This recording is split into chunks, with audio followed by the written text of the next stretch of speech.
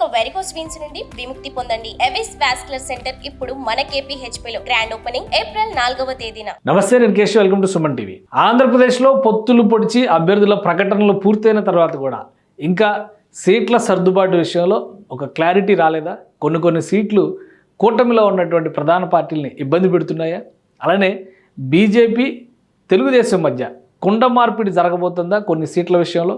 దీనికి అవుననే సమాధానం వస్తుంది. ప్రధానంగా ఎంపీ సీట్లు వీలైనన్ని ఎక్కువ రాబట్టుకోవాలని, ఎక్కువ గెలవాలని ఆశించినటువంటి బీజేపీకి అనుకోని వరంలా మారబోతుంది కడప లోక్సభ సీటు. కడప లోక్సభ సీటు విషయంలో జరిగినటువంటి ప్రతిపాదన చివరికి ఒక 5-6 నియోజకవర్గాల్లో అభ్యర్థిత్వాల మార్పుకు సంబంధించినటువంటి చర్చకి నాంది పలికినట్టుగా తెలుస్తుంది. ఈ నియోజకవర్గాలు ఏంటి, అక్కడ జరగబోయేటువంటి మార్పులు ఏంటి, బీజేపీ అధిష్టానం అంగీకరిస్తే జరిగేటువంటి మార్పులు ఏ విధంగా ఉండొచ్చు, ఈ అంశాలను ఒకసారి విశ్లేషించేటువంటి ప్రయత్నం చేద్దాం. ప్రధానంగా సీట్ల సర్దుబాటు విషయంలో ఇటు తెలుగుదేశం బీజేపీకి సంబంధించి ఒక స్పష్టత వచ్చింది. మొదటి నుంచి కూడా బీజేపీకి తెలుగుదేశం పార్టీ ఇచ్చినటువంటి ఎమ్మెల్యే సీట్లు 10 అయితే ఎంపీ సీట్లు 6గా చెప్పుకునేటువంటి పరిస్థితి ఉంది.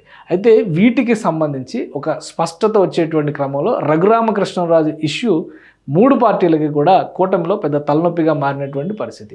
ఈ నేపథ్యంలోనే నరసాపురం సీటుని ఎట్టి పరిస్థితిలో రఘురామకృష్ణరాజు కేటాయించాలనేటువంటి ప్రతిపాదన రోజు రోజుకి బలం అందుకుంటున్నటువంటి పరిస్థితి, ఊపు అందుకుంటున్నటువంటి పరిస్థితి ఉంది. అయితే నరసాపురానికి రఘురామకృష్ణరాజుని అభ్యర్థిగా ప్రకటించాలంటే బీజేపీ అందుకు అంగీకరించేటువంటి స్థితిలో లేకపోవడం కూడా సమస్యగా మారుతుంది. ఈ నేపథ్యంలోనే కూటమి తరపున తెలుగుదేశం పార్టీ మధ్యవర్తిత్వం వహిస్తూ ఒక ప్రతిపాదన చేసినట్టుగా తెలుస్తుంది.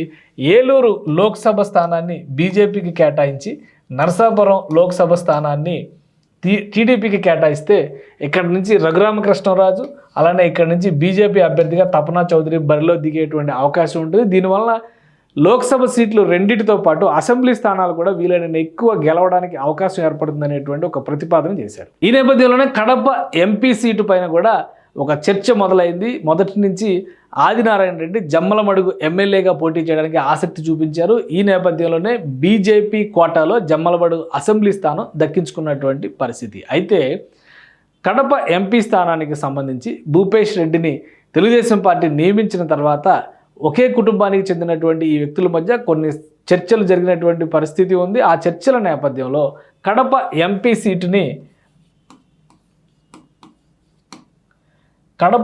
సీటుని టీడీపీ బీజేపీకి ఇచ్చేటువంటి పక్షంలో కడప లోక్సభ స్థానానికి ఆదినారాయణ రెడ్డి బరిలో దిగితే జమ్మలమడుగు అసెంబ్లీ స్థానాన్ని తెలుగుదేశం పార్టీకి ఇవ్వాలనేటువంటి ప్రతిపాదన క్లియర్గా ఆదినారాయణ రెడ్డి స్వయంగా పెట్టినట్టుగా తెలుస్తుంది. ఈ అంశాన్ని కూడా అధిష్టానం దృష్టికి, బీజేపీ అధిష్టానం దృష్టికి తీసుకెళ్ళినట్టుగా తెలుస్తుంది. అంటే ఒక ఎంపీ సీటు బీజేపీకి పెరిగేటువంటి ఛాన్సెస్ ఉన్నాయి. అంటే 7 స్థానాలకి పెరిగేటువంటి అవకాశాలు ఉన్నాయి. అలానే 10 అసెంబ్లీ సీట్లలో 1 తగ్గేటువంటి అవకాశం ఉంది. మొదటి నుంచి కూడా ఎంపీ సీట్లపైన ఎక్కువ ఫోకస్ పెట్టినటువంటి భారతీయ జనతా పార్టీ అధినాయకత్వం దీనికి అంగీకరించేటువంటి అవకాశాలు కనిపిస్తున్నాయి. కాబట్టి ఇక్కడ ఎంపీ టు ఎమ్మెల్యే సీట్ల మార్పు జరగబోతోంది, ఇక్కడేమో ఎంపీ సీట్ల మార్పు జరగబోతోంది అనేటువంటి చర్చ ఊపందుకుంది. 1-2 రోజుల్లో దీనిపైన ఒక నిర్ణయం తీసుకుంటారు. జమ్మలమడుగు అసెంబ్లీ స్థానం కనుక తెలుగుదేశం కోటాలోకి వస్తే అక్కడ అభ్యర్థిని ఎంచుకోవాల్సినటువంటి బాధ్యత తెలుగుదేశానికి ఉంటుంది. కడప ఎంపీ సీటు దక్కితే ఆదినారాయణ రెడ్డి గత ఎన్నికల్లో తెలుగుదేశం అభ్యర్థిగా కడప నుంచి పోటీ చేశారు. ఈసారి మరొకసారి ఎంపీ అభ్యర్థిగా బీజేపీ నుంచి కడప ఎంపీ అభ్యర్థిగా ఆదినారాయణ రెడ్డి బరిలో దిగేటువంటి అవకాశం ఉంది. వీటితో పాటు మరొక కొత్త చర్చ మొదలైంది. అది 2 రకాలుగా కూడా 2 పార్టీలకి మేలు చేసేటువంటి ప్రతిపాదన అనేటువంటి వాదనని బీజేపీ నాయకులే బలంగా చేస్తున్నటువంటి పరిస్థితి ఉంది. ఎమ్మెల్యే సీట్ల ప్రకటన సందర్భంగా ఎవరు ఊహించినంత వ్యతిరేకత అనపర్తి అసెంబ్లీ స్థానం నుంచి ఎదురైనటువంటి వాతావరణం ఉంది. సో దీన్ని చల్లబరిచేటువంటి క్రమంలో అనపర్తిలో ఉన్నటువంటి అప్పటికే నల్లమిల్లి రామకృష్ణారెడ్డిని తెలుగుదేశం పార్టీ అభ్యర్థిగా ప్రకటించింది. ఆయన ప్రచారాన్ని కూడా జోరుగా ప్రారంభించినటువంటి పరిస్థితి ఉంది. అయితే బీజేపీ తన కోటాలో ఈ సీటు తీసుకోవడం వల్ల ఇబ్బందికరమైనటువంటి వాతావరణం ఏర్పడింది. అక్కడ తిరుగుబాటు బావుట ఎగరేసినటువంటి రామకృష్ణారెడ్డి స్వతంత్ర అభ్యర్థిగా బరిలో దిగుతారనేటువంటి చర్చ కూడా విస్తృతంగా జరుగుతుంది. ఈ నేపథ్యంలో అధిష్టానం ఆయన్ని పిలిపించి మాట్లాడేటువంటి ప్రయత్నం చేస్తుంది తెలుగుదేశం పార్టీ అధిష్టానం. అయితే ఇప్పుడు కొత్తగా చేస్తున్నటువంటి ప్రతిపాదన ప్రకారం అనపర్తి అసెంబ్లీ స్థానాన్ని టీడీపీకి కేటాయిస్తే ఈ స్థానానికి బదులుగా రాజంపేట లోక్సభ స్థానం పరిధిలోకి వచ్చేటువంటి తంబళ్లపల్లి నియోజకవర్గాన్ని బీజేపీకి కేటాయించాలనేటువంటి ప్రతిపాదన చేసినట్టుగా తెలుస్తుంది.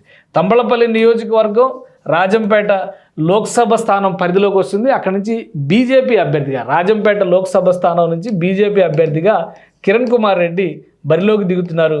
సో అక్కడ ఆ నియోజకవర్గంలో అంటే ఎంపీ స్థానం పరిధిలో ఒక అసెంబ్లీ స్థానంలో కూడా బీజేపీ అభ్యర్థిని నిలబెట్టేటువంటి వెసులుబాటు కలుగుతుంది. కాబట్టి ఓవరాల్గా లోక్సభ స్థానం పరిధిలో కూడా ఓటు ట్రాన్స్ఫర్కి అవకాశం ఉంటుంది, బలమైనటువంటి అభ్యర్థిని నిలబెడితే అనేటువంటి ఆలోచన చేసినట్టుగా తెలుస్తుంది. ఇక్కడ ఇవి రెండు కూడా ఎమ్మెల్యే సీట్లు, ఇవి రెండు ఎమ్మెల్యే సీట్లు, ఇది ఎంపీ సీట్ ఫర్ ఎమ్మెల్యే, అలానే పైన ఉన్నవి మొత్తం కూడా ఎంపీ సీట్లు. సో ఈ 6 సీట్ల పైన విస్తృతమైనటువంటి చర్చ రెండు పార్టీల్లో జరిగింది.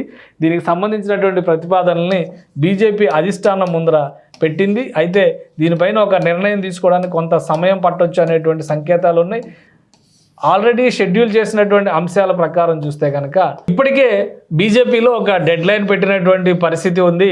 ఏప్రిల్ 5వ తేదీ నుంచి ఎన్నికల ప్రచారానికి నగారం మోగించాలనేటువంటి సూచన అధిష్టానం చేసింది. అయితే అభ్యర్థుల ప్రకటన తర్వాత చాలా వరకు వీళ్ళందరూ కూడా ఈ అభ్యర్థులందరూ కూడా ఎన్నికల ప్రచారంలో ముందడుగు వేసేటువంటి ప్రయత్నం చేస్తున్నారు. పార్టీకి సంబంధించినంత వరకు అధికారికంగా అంటే ఎవరు కూడా ఇంకా నిర్ణయాలు అభ్యర్థుల ప్రకటన చేయనప్పటికీ కూడా 10 మంది అభ్యర్థుల్ని భారతీయ జనతా పార్టీ అనౌన్స్ చేసింది.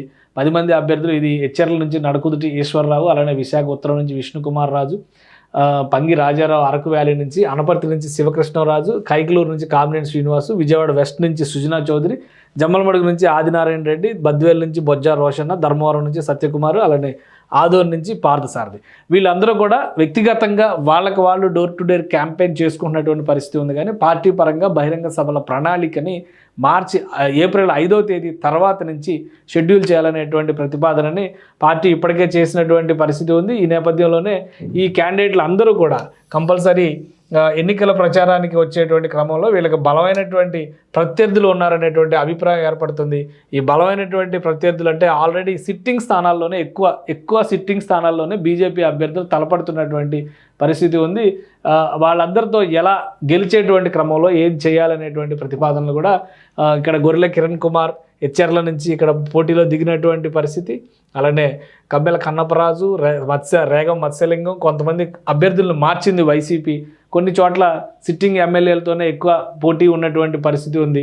సో ఈ ఈక్వేషన్స్ అన్నింటినీ దృష్టిలో ఉంచుకొని ఏప్రిల్ 5వ తేదీ నుంచి ప్రచార పర్వాన్ని కనుక ఊపందుకునేలా చేయాలంటే కనుక ఈ సీట్ల సర్దుబాటుకు సంబంధించినటువంటి అంశం పైన కూడా ఒక స్పష్టత ఇవ్వాలనేటువంటి వాదన బీజేపీ రాష్ట్ర నాయకత్వం చేస్తుంది. ఈ నేపథ్యంలోనే ఇటు Narasapuram to Eluru, Kakinada to Jammalamadugu, Anaparthi to Thamballapalli ఈ 6 సీట్లపైన కూడా ఒక సీరియస్ డిస్కషన్, ఒక సీరియస్ ప్రతిపాదనని అధిష్టానం ముందర రాష్ట్ర పార్టీ పెట్టినట్టుగా తెలుస్తుంది.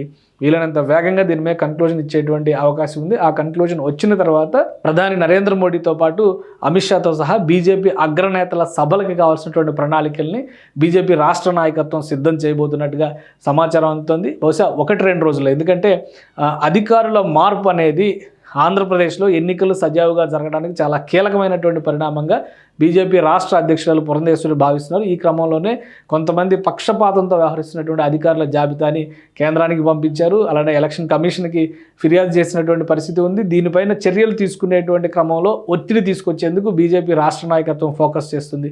ఈలోగా ఈ మార్పులు చేర్పులపైన అధిష్టానం ఒక క్లియర్ గ్రీన్ సిగ్నల్ ఇచ్చిన తర్వాత శరవేగంగా ప్రచార పర్వానికి శ్రీకారం చుట్టాలని బీజేపీ రాష్ట్ర నాయకత్వం భావిస్తున్నట్టుగా సమాచారం అవుతుంది. ఈ మార్పులు చేర్పులకి ఆమోదం లభించేలాగా టీడీపీ, జనసేన పార్టీలు కూడా ఒత్తిడి తీసుకొస్తున్నట్టుగా తెలుస్తుంది. సో 1-2 రోజుల్లో కూటమిలో మరికొన్ని మార్పులను మనం చూడబోతున్నాం. కొన్ని నియోజకవర్గాల్లో అభ్యర్థుల్ని మార్చేటువంటి అవకాశం ఉంది. ఎందుకంటే తంబళ్లపల్లికి ఇప్పటికే తెలుగుదేశం పార్టీ అభ్యర్థిని ప్రకటించినటువంటి పరిస్థితి. తంబళ్లపల్లి నియోజకవర్గం పెద్దిరెడ్డి రామచంద్రారెడ్డి కుటుంబ సభ్యులే పోటీ చేస్తున్నటువంటి నియోజకవర్గం కాబట్టి అక్కడ ఒక ఫోకస్డ్ లీడర్ని పెట్టాలనేటువంటి ఆలోచన ప్రతిపాదనలు బీజేపీలో కూడా ఉన్నాయి. ఈ అంశాలన్నిటిపైన ఒక క్లారిటీ రావడానికి, క్లారిటీ తీసుకోవడానికే కూటమి ఎక్కువగా ప్రాధాన్యం ఇస్తున్నట్టుగా తెలుస్తుంది. బహుశా ఉగాదిలోపు ఈ అంశాలన్నిటిపైన కూడా స్పష్టత వస్తుంది. ఆ తర్వాత ప్రచార పర్వంలో జోరందుకునేటువంటి అవకాశం ఉంది. ఉమ్మడి మేనిఫెస్టో ప్రకటనకు కూడా కూటమి ప్రణాళికలు సిద్ధం చేస్తున్నట్టుగా సమాచారం అందుతుంది. సుమన్ టీవీలో మీ పర్సనల్ అండ్ బిజినెస్ ప్రమోషన్స్ కోసం కింది నెంబర్కి కాంటాక్ట్ చేయండి.